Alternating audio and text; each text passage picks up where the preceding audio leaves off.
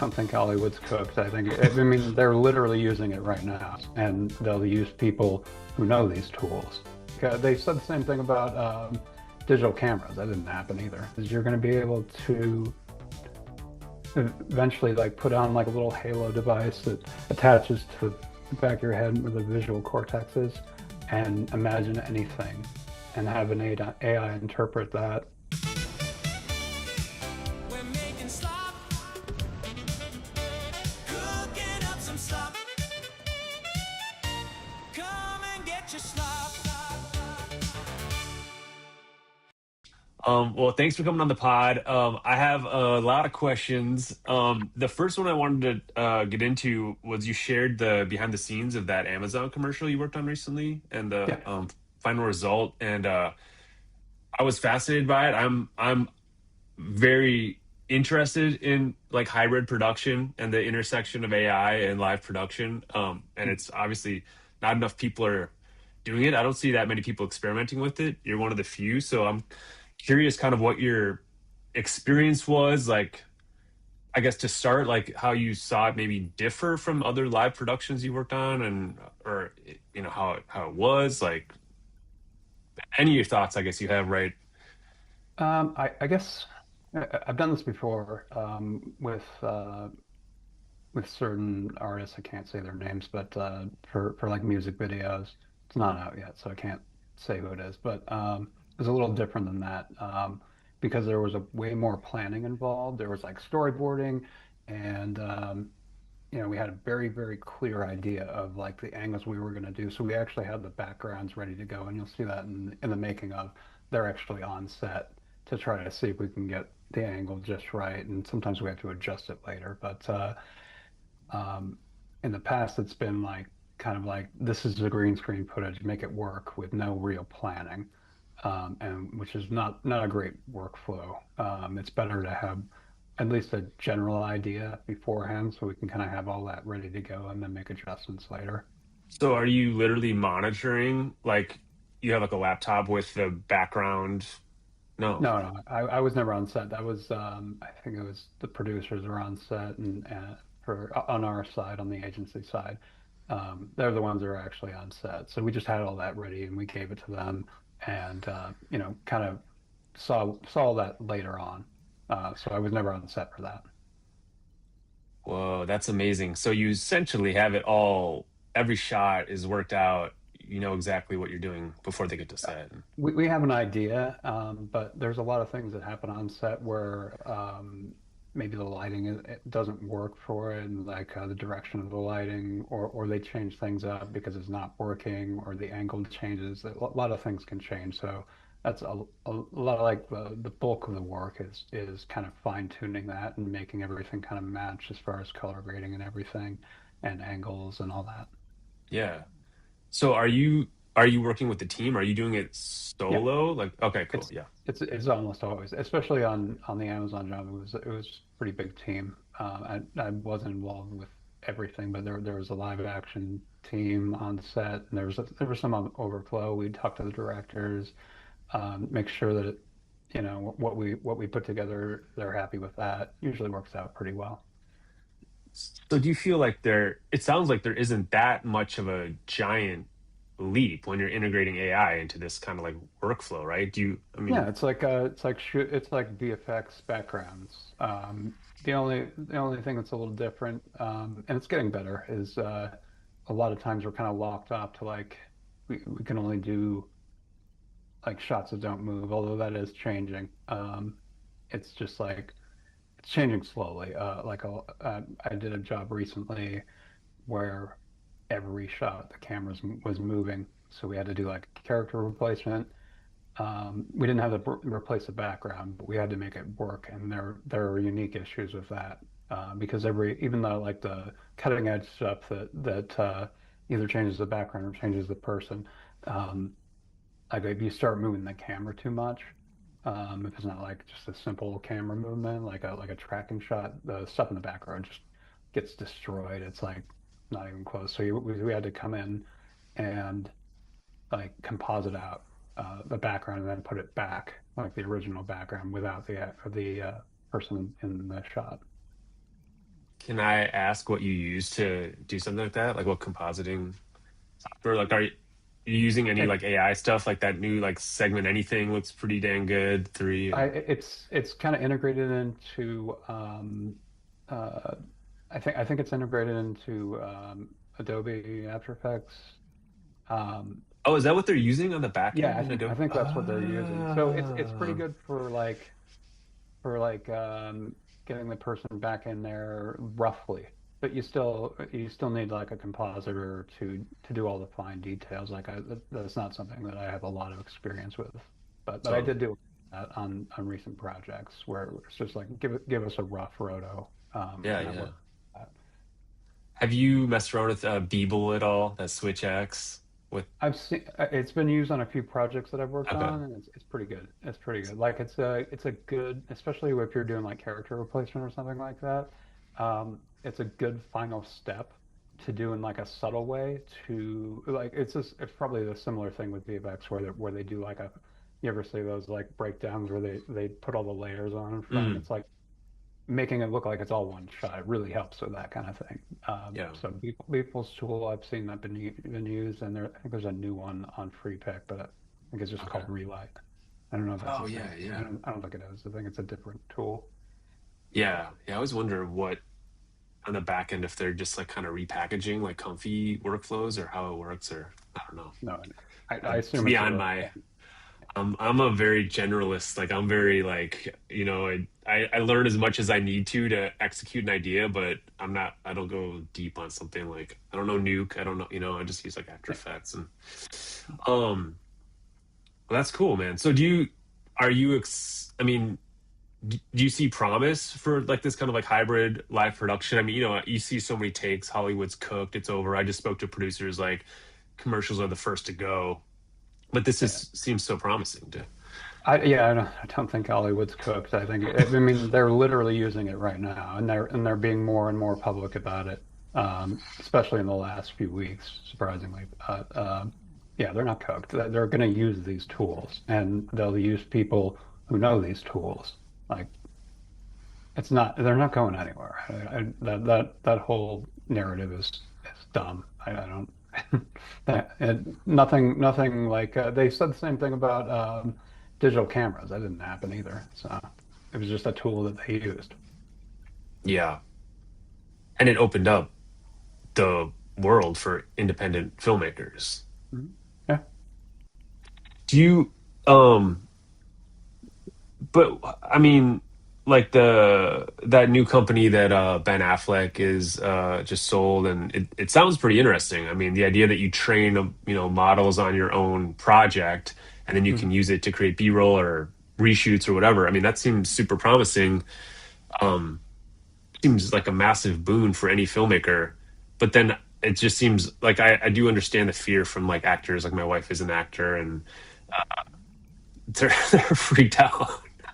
You know, I don't As it know. stands, I don't know that it's really or anything that we have now, even C dance is really a replacement for actors because you can do like you can do a lot with AI, but when you need something really specific and subtle, and there's a reason why we're still using hybrid workflows and why we'll probably continue to do it is because we can get a level of nuance that you can't get out of AI. There's like things that you can't really even prompt for. Mm, Um, and that's what these new tools are for, like the character replacement and background replacement kind of stuff. yeah, yeah, that's cool, and that also, yeah, that seems like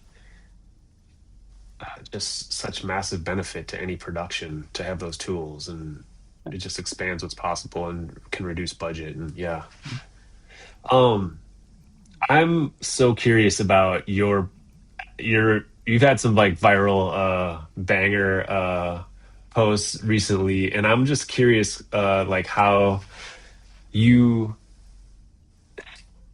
think about like especially like like the Jurassic Park rubber duck like that's just something that I don't my mind doesn't work that way and I'm curious if it's just like something instinctual you just drop it or if you how you think about stuff like that like how you and like recontextualizing you know images in pop culture. I mean, it's just a random thing. Like I just happen to have it like downloaded in my downloads folder, and I was just like, I want to just throw something random in here that makes it clear that this was never in the original shot. Like just by glancing at it, like single frame, Mm, and then still making it recognizable. So it could have been anything. Like just happened to be in my downloads folder. that's funny.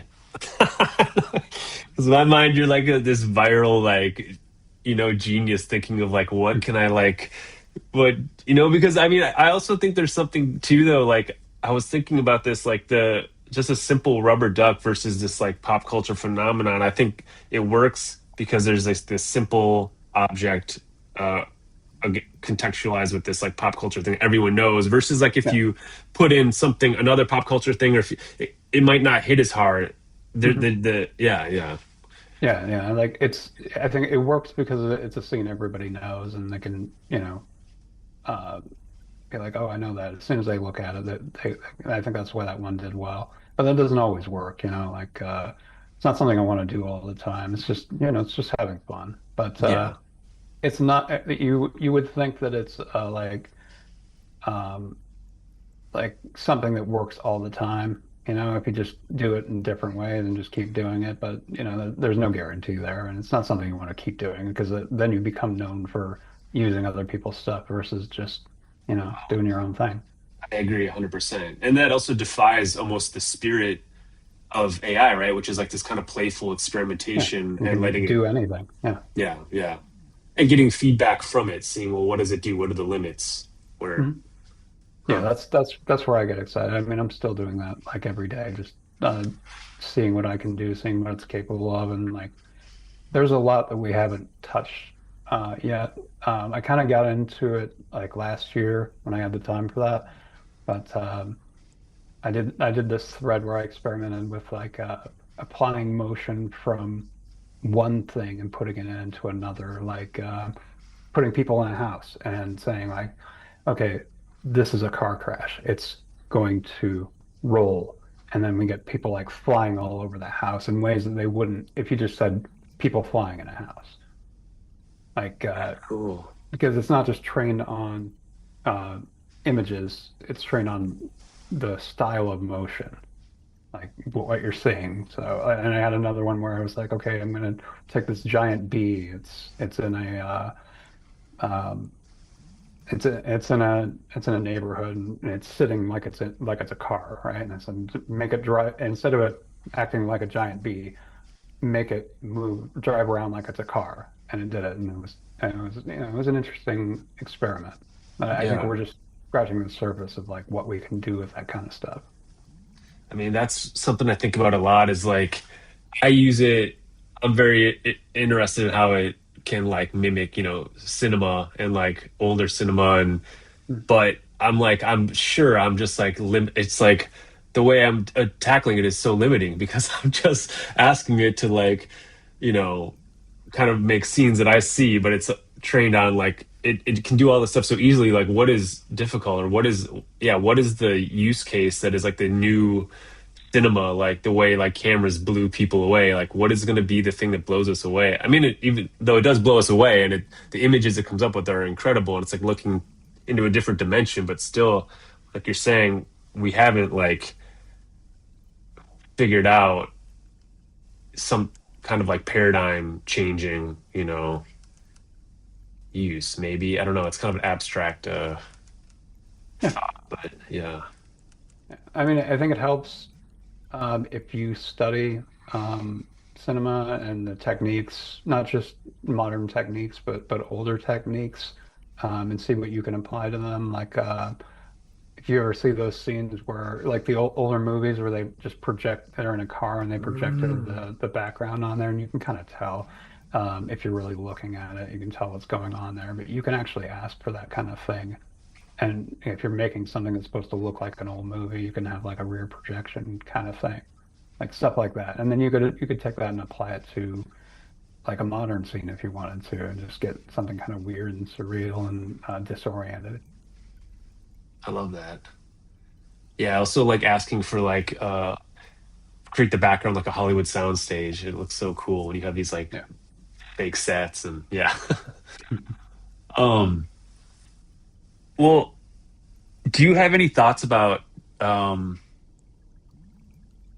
this idea of human and if this is too esoteric or too, let me know. It's fine if you don't have any thoughts on this, but it's something that comes up in other conversations, like how, and I'm kind of the optimist often. People are more pessimistic that think like we're just going to be in this landscape of like absolute automated slop, kind of like TikTok world verticals very soon.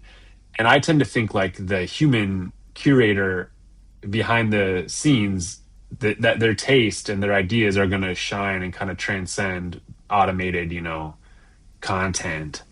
And I don't know if you have any thoughts because you're using these tools and you can see, like, even I'm trying to, like, for bigger projects, sometimes I'm trying to automate with like Grok or something, like break down these shots that I can then go in and like tweak, but like just get me something fast to work with.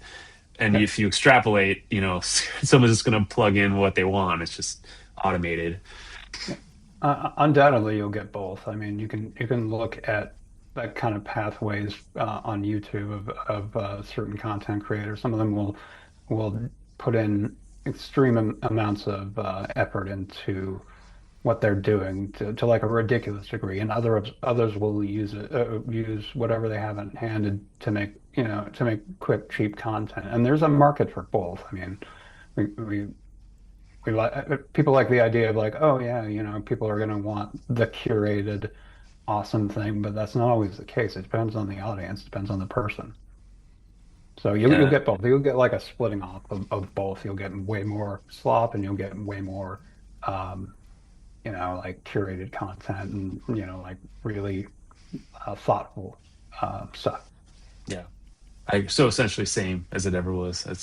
I Yeah, agree. exactly. Yeah. And people, yeah, generally people don't really change. I don't think a technology can change human nature. I, yeah, Wait, speak on that. That's interesting. it's going to just go in the direction that people were already going, like if a person's Mm, nature is that they want the quick fix and the easy thing, then that's what they'll use it for. And if they want it want to use the technology to do more and be better, they'll do that. And yeah. it's not going to change the way people are. I don't think anything has. Yeah, you're right. It's the same as they say money doesn't change you, it just makes more of who you are already. Yeah, It yeah. amplifies. Mhm. Don't you think it's possible though that AI will change humanity in general, like collectively? But It'll lead us. I mean, like yeah, like LLMs, that kind of thing, stuff outside of entertainment. Yeah, I could see that absolutely happening. And there might be kind of a wraparound with that, which is like, I use it a lot for learning. I use it a lot for anything, any process where I need to know, like do something with After Effects or something like that, and I can ask a really specific question and get a really specific answer. So that's really useful to me. And if I, on top of that, if it could like say like, okay, walk me through this visually, because it can't really do that right now. Like it can make something that looks like, the interface of After Effects, but it's not going to be right. But we could get there with that, and so I could say like, visually show me how to do this kind of thing. And that could be anything. It doesn't need to be in my bubble. It could be like, Yeah. show me how to mix two chemicals together and get a Yeah. reaction or something like that. That I could see. Surgery. Yeah, Yeah. like through education, I could see that really lifting up. And you get more educated people doing like cooler, really way more specific things, like that guy who cured his dog of cancer. Yeah. Oh my God. We'll see more of that. Amazing. Yeah. Like Yeah. not just that kind of thing specifically, but like digging into something really specific and making something happen that would have never happened otherwise. It's because it didn't Whoa. have the resource. You don't have the ability to know how to even source that knowledge. I think No. that's a big thing. I think the big boon was when LLMs were able to like search the internet. As soon as that happened, I think that was a massive jumping off point for humanity. I feel like you just answered my question about when are we going to see the paradigm. I mean, that's it. When you start to see like material changes in the real world, like you can cure your dog of cancer, when you start to see these miracles that individuals are bringing from gaining this, like having intelligence and applying that intelligence to their own like problems, and then like offering that. I mean, you're going to see wonders, and I think that'll shut down at least some of the more practical like hate towards AI. There's still like larger issues of like who owns it, how are we applying it, Yeah. but generally, I I'm mean, it's gonna, yeah. I'm sure that there are people out there that wish that dog still had cancer because they're just Oh, like they yeah. see it as they don't really see it as a logical thing. It's an emotional thing, and they Hmm. yeah, like it's not. It's like a zero compromises, never actually think about it kind of thing. Yeah. Yeah, that makes me feel very sad. It reminds me of like ET. I mean, I'll see some videos sometimes of people kicking those little robot delivery guys on Hmm. the sidewalk, and it makes me sad. I'm like, we're just doing like Frankenstein or ET, where you hate Yeah. the strange other, you know, Mhm. that's come to befriend us, and people just kick it. Like the worst part of humanity is the fear. And I think most people that's where a lot of this fear comes from, and I think it's a projection of people who kind of lack the morality. They assume that everybody is like them, and if they have more power, they're going to use it poorly. But I don't think that's most people. I mean, LLMs have been out for and very useful for like 3 or 4 years. Like, and any story you hear where people are misusing them is absolutely on the fringe. Most people are just like, "Ooh, I'm going to use it to do this simple thing." Like most of them are like, "Okay, find me like help me do my shopping or something like that. Something simple like that." Like most people don't take it to an evil place. I mean, you could, but I no, don't think that's most people will. you're 100% right. I just saw an interview with the project Andy Weir, who was saying like, you know, people can use hammers to do violence, but most don't. They Mhm. use them for Yeah, productive, you know, yeah. exactly. Yeah. Not many combat hammers out there. Not yet, man. Wait till you Tactical see my hammers. Robo Hammer. um, well, one thing I wanted to bring up, and I posted on X, or I responded to you on X, is that you did like this test of like the 360 panoramic fight sequence, Yeah. which I thought was really interesting. And I'm curious, like, well, I mean, I'm curious if you kind of posted that like mysteriously. I'm like, are you saying like, is this, are we gonna have 360 movies we're watching and headsets? Do you think, I mean, how do you, and I also want to know like how you think about like VR, like is that it comes and goes, like where are like, or were you just having fun, like how do you kind of see that?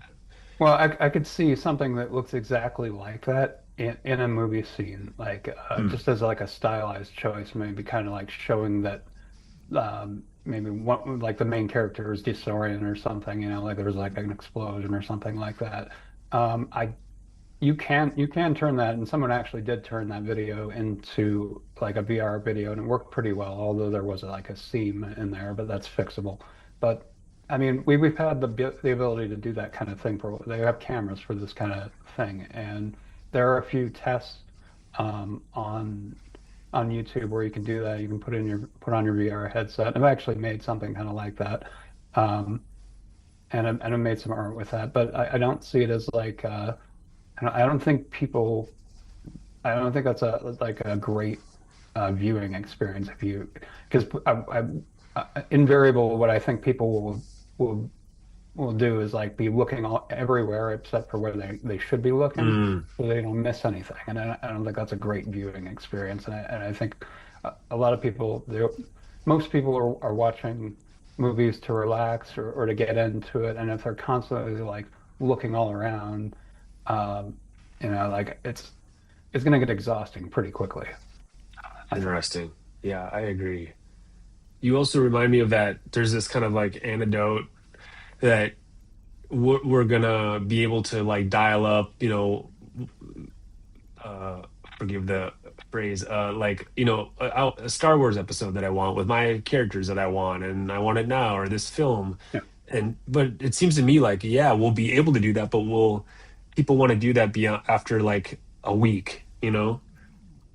I see most people because most people are not content creators, and even that level of content creator, I don't think appeals to most people. Um, and a lot of that is just because you're inundated with tons of content all the goddamn time, and like, uh, you gotta make a choice, right? Like, so you see on YouTube, like, there's tons of great creators on there that don't get a lot of views. It's because people are really risk adverse when it comes to their time. They don't want their Hmm. time to be wasted. And so if they put together a prompt, they have no idea if what it puts together is going to be interesting or not. They're not going to have that like kind of buzz around it saying, "Oh, this one's really good." Um, but they could be interested in like if somebody makes something and other people are like, "Yeah, this is really cool." They're much more likely to get into it. So I think it may work in that regard. But again, this is coming from creators and not from your average person. Like Yeah. it's the same thing as like on X, you'll see a lot of people like they'll like screw around like with memes. They'll make memes with AI. That's the level. I think that's kind of the topping out point for Mm. that kind of thing with your average person. Yeah. It's just going to be like, oh, this is a funny idea. I'm going to throw this together, or maybe it'll go viral or something like that. Or if not, whatever. It's funny. Yeah. Yeah, It's totally. that level for the average person because they're not everybody's interested in making stuff. Yeah, no, that's really interesting. Also, I feel like what you're saying to me suggests like there's a social aspect of all storytelling. There probably always has been. And like Yeah. the guy in the village who has the best story is like going to get the Yeah. biggest crowd, you know? And people don't necessarily want to sit at home telling themselves their own fairy tale they just made up or one based Mhm. on, like, they want to go hear the best one by the best storyteller. Yeah. You can bring it back to books like there's a reason why critically acclaimed books do well. It's because people can't read every book every time. Like, and they don't want to waste their time if it's not going to maybe pay off. Whoa, you just blew my mind. I see a reason for social media. It's not just garbage. Yeah, I mean, mostly garbage. Yeah. Okay. Yeah. True. True. Okay. Good point. Let's be fair. Um, that's it. Well, and so just to bring it back to that the panoramic view, do you have any thoughts on VR? I don't even think about it anymore. I'm so obsessed with I AI. love VR. You Like, do, really? to me, it's like a different thing. It's Mm, just a separate world. Like the best experience in VR are ones that were like handcrafted and made specifically for VR. But yeah, hmm. I actually use VR every day. It's kind of like my workout Really? thing. Yeah, I got Whoa. like right over here. I got these VR trackers for blade and sorcery. It's like Oh, it's a lot of cool. fun. It's like Whoa. it's kind of a motivator for to be able to get into using it for fitness.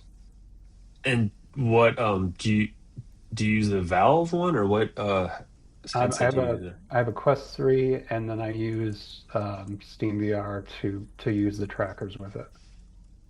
Do you think Quest 3 is the best for someone who is I had gonna try? well, you got that new the Steam Deck or I think like there's a new VR headset coming out. Like I wouldn't Yeah. get the Valve headset right. Like the Index that's pretty like I think you can only use a cord with that. I could be wrong, but there might be like Yeah. an add-on for that. But since their new headset's coming out pretty soon and it's got like 16 gigs of RAM, like you could do Quest VR, like PC VR on your headset versus the Quest is like it's kind of like a pared down version of that. Like everything's kind of made for that, and which is fine, but it's kind of limiting. Like you can't do the full body tracking with certain apps that you can for PC.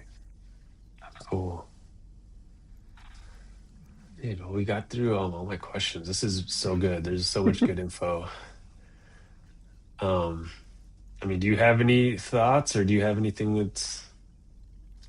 that we I mean, didn't we can hit on? talk about the future if you want. Yeah, yeah. I would love to know your thoughts on the future. I mean, yeah. I think What we're all six? Oh, go ahead.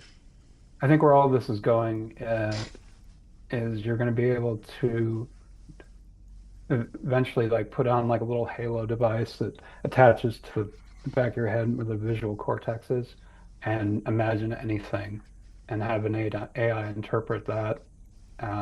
I think that's where all this is going. That's the dream for me. That's to just hook it into my brain, especially like in a way that's not permanent. It's just like contacts on the back of your head, and then be able to translate that into whatever you want. If it's an interactive experience, if it's just a video, if it's just images, like whatever it is you want, and maybe do the same thing for music. I think that's where I see all of this going in the future. And it may not be, I think there's already like a version of that that's out, that's like it's very rudimentary. It was using stable diffusion to kind of like pick up on information from your visual cortex and try to like it's a super low resolution, but then it reinterprets it. So Whoa. and that was like years ago. So I imagine there's probably something better out there, and I would pay a lot of money to be able to do that because that's faster and it's more direct to whatever you're imagining. And in that scenario, there'd be like tactile feedback. You'd be able to touch things and interact with the Well, environment. yeah, I mean, in the far future, but I'm just seeing it as a way to get it out of your head and onto the screen. That Oh, would be a step beyond that. But I could see that being a thing also. But that's I think that's more like far future type stuff. But I I could see see. that. So you're I saying heard more that like, oh, go ahead. I heard there was a thing that Valve was working on to like do away with the VR headset entirely. Um, Basically, Whoa. like gives you an input. Like it's not just reading your visual cortex; it's writing to it as well. And they said it worked really, really well. But it's probably I'm guessing it's expensive. That is wild. Yeah, I would do that. That'd be great. You're not scared? You're not scared of some kind of like, I mean, it's really? a similar thing to like if you're in VR, you get kind of a similar thing where you eventually forget that the headset's on there. Like spatially, this is something I've noticed. No matter how long you're in VR or how used to it you are, there's always this sense of like, your mind your inner mind kind of knows that it's not real. But if you're doing stuff in VR, your brain just accepts as real. So like for the fighting games that I play, this is a good example. If I get close to a wall, I know that wall's not there, but Mm. I will instinctually not want to like flail around in a way that would hit that fake wall because like, at some point it just all kind of falls away and you just accept it as real. So getting it to like take over my vision, it's not that big of a leap because it already kind of happens like once you get used to the headset. Yeah. Like the survival part of the brain, has to accept what it sees. Yeah, it just kind of adjusts. Like Yeah. even on like the worst headset, like the worst uh, field of vision, like you give it like 5 minutes and your brain just kind of accepts that this is your field of vision now, and you just go with it. Brain just accepts it. So, so are you saying like essentially like this implant, like in the near future, you're saying it would be like, I'm like, hey, show me this 1980s movie scene with this guy and this is happening, and then it just like instantly would be on your screen. Yeah, yeah. Well, it'd be filling up your vision, not an I implant, see. just like a little halo device. Like Oh yeah, right. I'm imagining something. These are bone conduction headphones. Okay. Yeah. So Oh like yeah. something like this, where it's like it's Yeah. touching the back of Whoa. your that kind of thing. Like it's making contact with the back of your neck, which is where the visual center of your brain is. Something like that. Something non-invasive. Yeah. Whoa. And the technology you think is going to get there pretty soon? Well, my understanding is that it already exists. So I'm assuming it's just a matter of like, can they make it cheap enough to make a profit on it? That is so wild. Yeah. But that's just visual. Like you still like you're not they have stuff for VR that's like, oh, you can put a glove on and then feel stuff in VR or something like that, but it's kind of Hmm. rudimentary. You get like haptic feedback vests. It's all kind of limited. I think that part of it is going to take a long time to get right and to be like transparent. Most people don't want to be putting on like gloves of like all the wires coming out of it and the giant vest and all that kind of stuff. They want something that's like just hooking my brain or something like that. But that's going to take a while, I think. It's interesting, like that. Like, do you see any kind of what's the word? Like this seems like oh, is I don't know, antithetical, or it seems like it clashes against the idea of like, yeah, like having hybrid productions and like having stuff in the real world. Like it to me, it like it's hard. Like I'm trying to keep my sight on this like middle ground, but it seems like it's a tidal wave of like everything's just going to be like generated from this mass scale digital intelligence. Yeah, yeah. Well, I mean, I think there's always going to be a need for actors and actresses to get really specific things Mm. down that you're just like you don't have the language to say it in text, Yeah. like uh like the whole motion control thing. There's no real prompt there. It's just like do this Mm. specific thing that you can never really you can kind of generally prompt for it, but you wouldn't get the nuance and you wouldn't get like there's a lot of things I could just do this right here, and that's already way more than I could Yeah. prompt for. Like, Yeah. how do you even explain what this is without just doing random motions?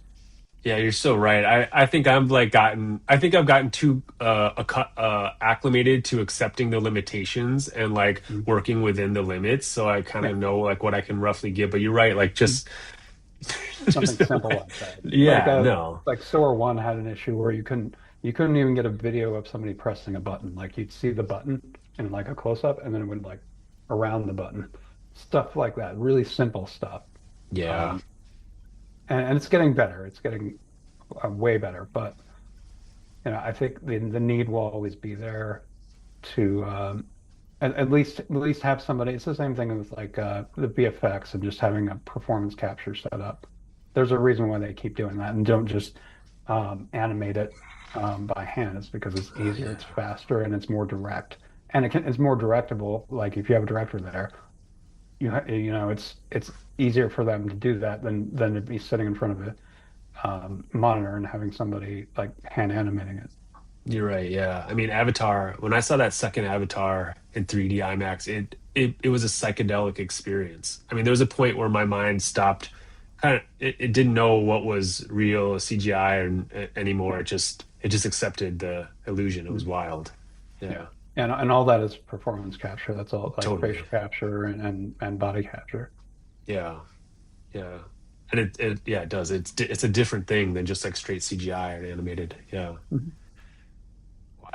This was good, Christopher. This is really good. So much good stuff. Um, yeah, I mean, I think that's pretty good. I don't know. Okay. I mean, I guess if you have, I mean, so I guess is your main platform kind of X? That's where you post mostly, or Yeah, yeah. Everything I do, it's on X first, and then like basically every other place. Like I'm on Instagram, I'm on TikTok, I'm on LinkedIn. That's all just like secondary stuff. I just drop in and leave. But totally. X has been much more rewarding, both for, finding work and finding people that are like it's the place to be for AI, anything to do with AI. There's a fairly big community on Instagram, but it's like a different kind of vibe. It's a lot less interactive than it is on X. Like there's all these groups, like DM groups of like all the pros, and they're like, oh, look at this, look at this thing this other guy did, that, I don't really get any of that going on Instagram. I don't even know if you can do group. I guess you can do groups, but it just doesn't happen for me. Yeah. Cool. All right. Well, I'm gonna put all the links below where you can Okay. find Christopher. And yeah, thanks so much for your time. This was awesome. So Yeah, if much you can great put stuff. my website, chrisfryant.com. Yeah, absolutely. You got it. Awesome. Awesome. All right. Well, thank you again, and see you later. Thank you. Bye. Okay. Bye.